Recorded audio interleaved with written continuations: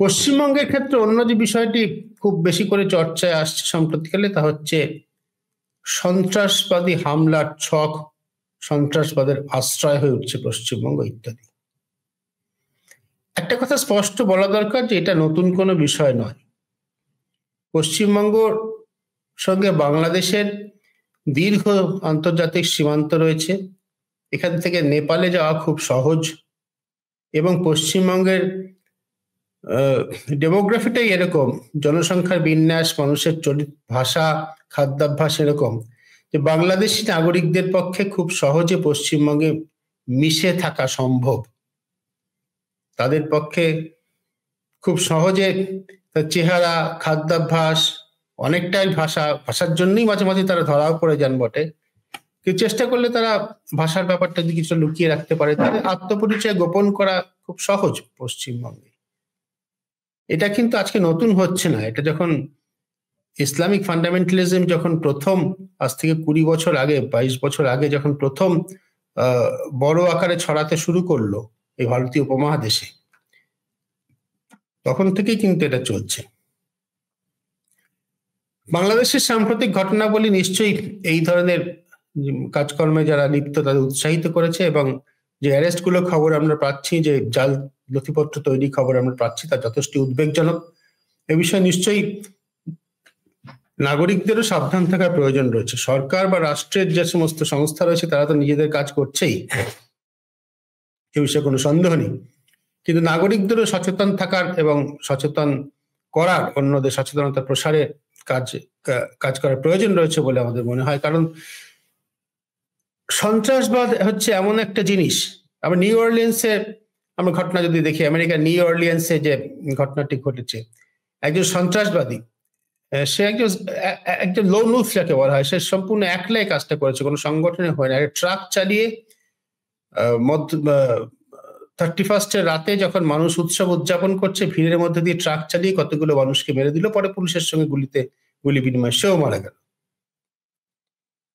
এই যে সন্ত্রাসবাদ, এই সন্ত্রাসবাদ কিন্তু কোনো, আমরা আগে বারবার আলোচনা, এই ধরনের সন্ত্রাসবাদ কিন্তু কোনো মানে মানুষ অর্থের জন্য, অর্থের অভাবে করছে বা বাধ্য হয়ে করছে, অন্য কোনো জীবিকার পথ নেই বলে করছে, তার নয়। একটা কথাকে স্পষ্ট করে বলা দরকার, আমরা বলছি, সেটা হচ্ছে এই যে ইসলামিক ফান্ডামেন্টালিজমের এই ধারাটা, এটা কিন্তু বিশুদ্ধ আদর্শের দ্বারা তাড়িত, এবং আদর্শের দ্বারা তাড়িত যে সন্ত্রাসবাদ, তাকে কিন্তু দমন করা খুব কঠিন। যে মানুষ মনে করে যে আমার নিজের জীবনের কোনো মূল্য নেই, তার বিনিময়ে যদি আমি অন্য ধর্মের 10টা মানুষকে খুন করে ফেলতে পারি, তাহলে আমার পরজন্মে আমার অক্ষয় স্বর্গবাস হবে, তাকে আটকানো খুব মুশকিল। সেই সন্ত্রাসবাদকে শুধু রাষ্ট্র আটকাতে পারে না, তার জন্য নাগরিকদের ভূমিকা থাকার প্রয়োজন রয়েছে। আবার একই সঙ্গে এক নিঃশ্বাসে কথা বলতে হয়, যেহেতু ভাষার কারণে পীড়নের অন্য ঘটনা ঘটে থাকে আমাদের দেশে, এখনো ঘটে থাকে, মানে বাংলা ভাষী বলে দিল্লি এবং দিল্লির সন্নিহিত অঞ্চলেও কিন্তু কিছু মানুষ এখন পীড়িত হচ্ছেন।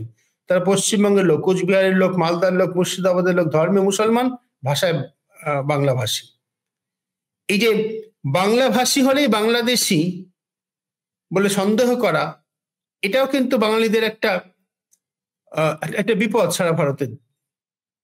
যে মুহূর্তে যখনই আমরা বলছি সন্ত্রাসবাদ সম্পর্কে সতর্ক থাকতে হবে, তখনই আমরা বলছি একই সঙ্গে কিন্তু দেশের নাগরিকদেরও নিরাপত্তা, দেশের নাগরিকদের যাতে নিশ্চিন্তে এক জায়গা থেকে গিয়ে অন্য জায়গায় কাজ করতে পারেন, যাতে তাদের সংবিধান প্রদত্ত অধিকার তা যাতে খর্ব না হয়, তা দেখার জন্য কিন্তু যথেষ্ট সক্রিয়তার প্রয়োজন রয়েছে।